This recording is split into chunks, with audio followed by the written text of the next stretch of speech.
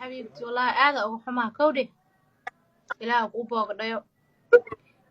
gabar la dili ma sahlano nin ma gacantiisa loo dul qaadan karaa farxaas waa xoogiisoo ii sheegtay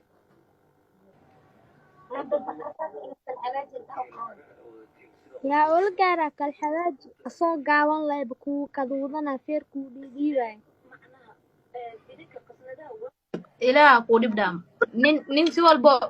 si walbo gumac u yahay ma lagu aaday balaaye gacanka kane dumaraa jilcan yihiin haa hal midaa jirto inaa xanaaqaa dhagax ku dhuftay garab karte wax kalena kuma dhifanin jubtoo ii geedka haa badanbo garabkaa aa dhufta asaa nin cadiin ahee gacanta meesha gaduudee ka noqotay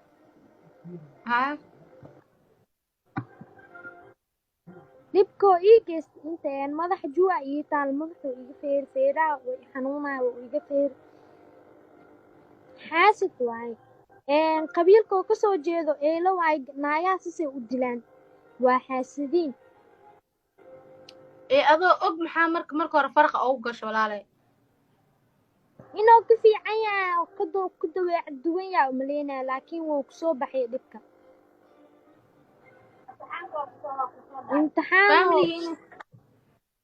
family la dardaarmaanay ahayd marka hore la cabsiyo la dhaho gabadha haddaad taabato nasiibkaa la dhaho wiilkaawi muku lalno maya anin lay habartay uweyn ma qaxweynays maxaa la gabadha ma hadda nin iska celin karto ma nin si walba oo kurtun u yahay ma lagu aadan beenaya iska celiso catoosh yaa naagtuu ku aad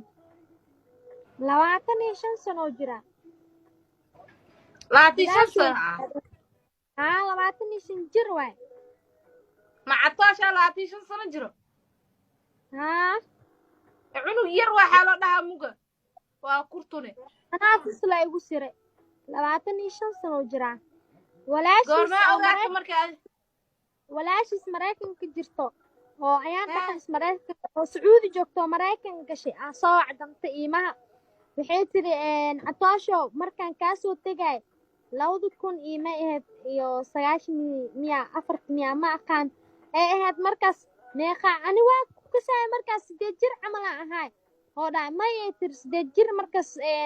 waa ka yaraad 4 sano camal jirtay dhaadi okay waxay tiri ana 20 sano maqanaay marka ninkas maxaa jirka la 25 jir maaho wala gaabnaanta uu siray ninka ma yar yaa marka hore xabiibti wallahi aad ugu xumaa